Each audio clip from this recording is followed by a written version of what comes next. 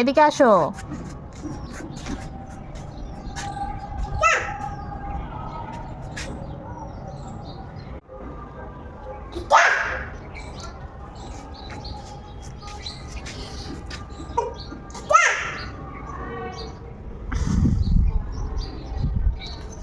এদিকে একজন দিদাকে ডেকে ডেকে পাগল হয়ে যাচ্ছে আর বারবার এই সিঁড়ির কাছে এসে জোরে জোরে চিৎকার করে করে ডাকবে। কেন জানো? এখানে যে সাউন্ডটা ইকো হয় সেটা শুনতে ওর খুব মজা লাগে, তাই জন্য বারবার হেঁটে হেঁটে সিঁড়ির কাছে আসবে আর জোরে জোরে চিৎকার করে করে ডাকবে। একবার দিদাকে ডাকবে, একবার মাকে ডাকবে।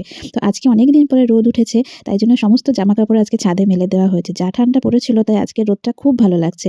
তাই জন্য মা মেয়ে দুজনাই খাওয়া দাওয়া শেষ করে আগে ওকে খাইয়ে দিয়েছি, তারপর নিজেও খাওয়া শেষ করে চলে এসেছি ছাদে। আর ও এখন একটু একটু হাঁটা শিখেছে, তাই আর এক জায়গায় চুপ করে কিছুতেই বসে থাকে না। এমনিতেও কোনোদিনই মানে এক জায়গায় চুপচাপ বসে থাকার মেয়ে নয়। তা এখন যেহেতু হাঁটা শিখেছে আর একেবারেই খাটেও থাকে না, আর কোনো জায়গাতে একটু বসিয়ে রাখলে সেখানে তো থাকেই না, শুধু এদিক ওদিক হেঁটে বেড়াতে চায়। তাই জন্য ওকে জুতো পরিয়ে দিচ্ছি, তাহলে ছাদে একটু হাঁটতে পারবে। আর আমি এদিকে একটা মোসাম্বি লেবু কেটে সেটা রস করে নিচ্ছি। রোদে বসেই আছি, তাই রোদে বসে বসে রসটা খাইয়ে দেবো, তাহলে আর ঠান্ডা লাগার সেই ভয়টা থাকবে না। এমনিতে ওকে আগে আমি দুপুরবেলায় ভাত খাওয়ানোর আধা ঘন্টা পরে লেবুর রসটা খাওয়াতাম, কিন্তু মাঝখানে এত বমি শুরু করলো, মানে যাই খাওয়াতাম তাই প্রায় বমি করে দিত। তারপরে থেকে পুরোপুরি বন্ধ করে দিয়েছিলাম। তারপরে এখন এই সকালে খাওয়ানোর ১ ঘন্টা বা ৪৫ মিনিট পরে একটা করে লেবুর রস করে দিই, তারপর সেটা খাইয়ে দিই। রস করার জিনিসটা আমি শ্বশুরবাড়িতেই রেখে চলে এসেছি, তাই অগত্যা আমাকে হাত দিয়েই করতে হচ্ছে। এখানে অনেকদিন থেকে কিনবো কিনবো ভাবছি, কিন্তু মনেও থাকছে না, প্লাস চোখেও পড়ছে না যে দেখলে সেটা মনে পড়বে। তো যাই হোক, এই এতটা মতন হয়েছে একটা লেবুর রস, এখন এটা ওকে খাইয়ে দিই। এমনিতে ফল খাওয়াতে ওকে খুব একটা অসুবিধা হয় না, ও সব ফলই মোটামুটি খেয়ে নেয়। তা মেন অসুবিধা হয় ভাত রুটি এইগুলো খাওয়াতে, এইগুলো একদমই খেতে চায় না। ও দেবো, ওটা মার দেবো, একদম নাকটা ভেঙে দেবো, দেবো নাকটা ভেঙে দেবো। ও এখন এগুলো নতুন শিখেছে, মানে ওকে যদি বকা দেওয়া হয় তাহলে ও আবার উল্টে বকা দেয়, কিন্তু আমার সাথে এটা খুব একটা করে না, আমার সাথে খুব কমই করে। মেন করে ওর দাদু আর দিদার সাথে, এত জোরে জোরে বকা দেয় বাপরে। আর তারপরে এখানে বাড়ির সামনে ফলওয়ালা এসেছিল, তো সেখান থেকে মেয়ের জন্য কিছু আপেল এগুলো রাখা হলো, আর এমনি সবার জন্য কমলা লেবু আরও যা যা খায় সেসব রাখা হলো। আর মা এদিকে বসে বসে চুলকালি করছে, কেন জানো? কারণ যাবে বিয়ে বাড়িতে, তা পাকা চুল নিয়ে গেলে কি হয়, তাই জন্য এখন রোদে বসে বসে চুলকালি করছে। আর এদিকের কাণ্ড দেখো, ওর দিদা করছে ব্রাশ দিয়ে চুলকালি, আর এদিকে নাতনি করছে চামচ দিয়ে, মানে ওর দু চোখ দিয়ে যা দেখবে সেটাই ওকে কপি করতে হবে। যাই হোক, বেলা তো অনেক হলো, প্রায় ১২টা বাজতে যায়। এবারও স্নানের ব্যবস্থা করি। এই শীতকালের এই এক সমস্যা, নারকেল তেল পুরো জমে যায়, তো গরম জল করে এনে এখন বোতলটা এর মধ্যে কিছুক্ষণ ডুবিয়ে রাখি, তারপরে ওকে তেল মাখিয়ে স্নান করিয়ে দেবো। ওকে আমার স্নান করানো হয়ে গেছে, ভেবেছিলাম শ্যাম্পু করিয়ে দেবো যখন রোদ উঠবে, কিন্তু একদম ভুলে গেছি। মানে মাঝখানে এত ঠান্ডা পড়লো, তখন তো একদিন গ্যাপে গ্যাপে স্নান করিয়েছি, তারও অনেকদিন আগে ওকে শ্যাম্পু করানো হয়েছিল, তাই ভেবেছিলাম যখন রোদ উঠবে তখন ভালো মতন শ্যাম্পুটা করিয়ে ওকে ক্রিম লাগিয়ে টিপ পরিয়ে সাজুগুজু করে রেডি করে দিয়ে দেবো। আর রোদে থাকুক, ওর গাটাও গরম হয়ে যাবে, চুলগুলোও শুকিয়ে যাবে, ততক্ষণে আমি স্নানটা সেরে ফেলি। তোমার সাজুগুজু হয়ে গেছে? এই যে তোমার সাজুগুজু হয়ে গেছে, কই রে বের করতে যাবে? ওই কোটো কোটো কোটো করে যাবে, তুমি বের করতে যাবে?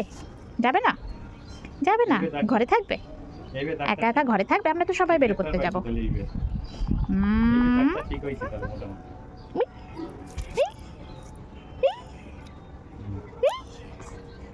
তো ও এখন ওর দাদুর সাথে রোদে বসে বসে খেলা করুক, গল্প করুক, আমি এখন এখান থেকে পালাই। তো তারপরে আমি স্নান করে ওকে খাইয়েও দিয়েছি, এখন ওকে ঘুম পাড়াবো। ঘুম পাড়ানোর আগে ওকে একটু জল খাইয়ে নেবো। আর নিচের ঘরে না খুব ঠান্ডা লাগে, তাই কদিন ধরে ওকে সোয়েটার পরিয়েই শোয়াচ্ছি। দুপুরবেলায় ওকে ঘুম পাড়াতে কোনো অসুবিধা হয় না, ৫ মিনিটের মধ্যেই ঘুমিয়ে যায়, কিন্তু রাত্রেবেলায় আধা ঘন্টা ৪০ মিনিট ৪৫ মিনিট ধরে দোল দিয়ে যায়, তাও ঘুমাবে না। এই দেখো অলরেডি ঘুমিয়েও গেছে। তো ওকে শুইয়ে দিই, আরও থুতনির কাছে একটু কেটে গেছে, তো সেখানে একটু বোরোলিন লাগিয়ে দেবো। আসলে আমারই নখের লেগে কেটে গেছে, এই ঘুমন্ত অবস্থায় লাগালেই একটু বোরোলিনটা থাকবে, অন্য সময় তো ঝড় বয়ে যায়, অন্য সময় তো বোরোলিন সব মুছেই যাবে। ওকে মশারি টানিয়ে দিয়েছি, ও ঘুমাক নিশ্চিন্তে, এখন আমি যাই খেয়ে নিই। তো খাওয়া দাওয়া কমপ্লিট করে বসে পড়েছি বিয়ের কার্ড লেখার জন্য। বাবা আর আমি দুজনাই বসেছি, বাবা বসে বসে নাম আর ঠিকানা সব বলে বলে দেবে, আর আমি সেগুলো বসে বসে লিখবো। যত লেখালেখির কাজ সেগুলো সব আমার দায়িত্বে পড়েছে। নিজের বিয়ের সময় বিশ্বাস করে আমি কিচ্ছু করিনি, মানে কোথা দিয়ে কি হয়েছে আমি কিছু জানিই না, কিছু বুঝতেই পারিনি। তাই দাদার বিয়ের সময় যেহেতু এখন এখানে রয়েছি, তাই যতটা সম্ভব আমি করে দিচ্ছি। বাড়ির বিয়ের একটা আলাদাই আনন্দ, তাও যদি সেটা হয় নিজের দাদা দিদি ভাই বোনের, তাই না বলো? ফাইনালি সব কার্ডে নাম লেখা কমপ্লিট। আমার তো এদিকে ঘাড় দিয়ে পিঠ দিয়ে কোমর পুরো ব্যথা হয়ে গেছে। তো সব চিঠি আলাদা আলাদা ভাগ করে রেখে দিয়েছি, যেখানে যেগুলো দেওয়া সেখানে ততগুলো রেখে সব আলাদা আলাদা জায়গা হিসেবে ভাগ করে পুরো রেডি করে রেখেছি।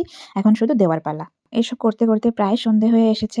এখন নিচে যাই, নিচে মেয়ে পুরো একা ঘুমাচ্ছে। আর এসে ওর খাওয়ার জন্য আপেলটাও সিদ্ধ বসিয়ে দিলাম। আর এদিকে দেখো ও কিভাবে ঘুমাচ্ছে, মাথা মুন্ডু কিছুই দেখা যাচ্ছে না, শুধু একটুখানি হাত বেরিয়ে রয়েছে। তো এবার ওকে তুলে দিই, না হলে আবার রাত্রেবেলায় সমস্যা হবে। তো ওকে আপেল খাইয়ে দিয়ে তারপরে আমি এদিকে দুধ জাল দিতে চলে এসেছি, আর একদিকে চায়ের জল বসিয়ে দিয়েছি। না, আমি চা খাই না, বাবা, মা আর ঠাকুমা খাবে, তো ওদের তিনজনের জন্যই করেছি। মা আর বাবা চিনি ছাড়া খায়, তাই আগে চিনি দিইনি, পরে আলাদা করে শুধু ঠাকুমার কাপে চিনি মিশিয়ে দিচ্ছি। আর যেহেতু শীতকাল, তাই সবাইকে অল্প একটু একটু করে কফি দিয়ে দিলাম। তো ব্যাস, আমার চা করা কমপ্লিট। তো ওদেরকে চা দিয়ে এসে আমি একটু কম্বলের তলায় শুয়েছি, আমার খুব ঠান্ডা লেগে গেছে। আর দুপুরবেলায় তো খাওয়ার পরে একটুও শুতে পারিনি, তাই এখন একটু রেস্ট নেবো ভাবলাম। কিন্তু শান্তি কি আর আছে, মেয়েকে খাওয়ানোর সময় হয়ে গেছে। তো ওকে এখন দুধ দিয়ে বিস্কুট খাইয়ে দেবো। তো ওকে খাওয়ানোর পরে এবার দুজন মিলে একটু খেলাধুলা করছিলাম। মানে বাচ্চার সাথে সময় কাটালে কোথা দিয়ে যে সময় চলে যায় সেটা বোঝাই যায় না। আর এই দেখো, তোমাদের তো প্রথমেই বললাম যে ও এখন হাঁটা শিখেছে, তাই একদমই এক জায়গায় আর চুপচাপ থাকে না। সারাক্ষণ শুধু এঘর ওঘর দিয়ে হেঁটে বেড়াতে চায়। এবার এটা দেখে আমাকে বলো যে তোমরাও কে কে এরকমটা করো? কি বলো তো এটা? এটা খেতে কে কে ভালোবাসো সেটা অবশ্যই জানিও। দুধের স্বর দেখো পুরো হলুদ হয়ে রয়েছে, মানে এটা দেখে লোভ সামলানো যায়? আমার তো খেতে দারুণ লাগে। তো এখন এটা আমি খাবো।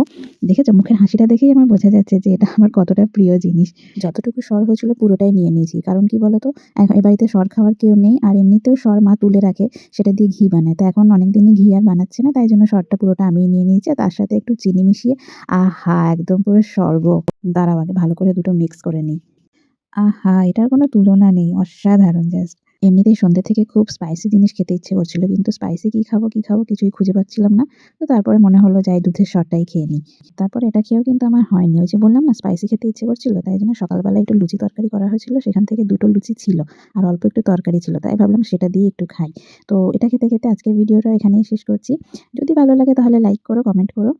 আর চ্যানেলটাকে সাবস্ক্রাইব করো, পেজটাকে ফলো করো। তো আজকের মতন টাটা। সবাই খুব ভালো থেকো, সুস্থ থেকো। খুব তাড়াতাড়ি দেখা হবে অন্য কোনো ভিডিওতে। টাটা।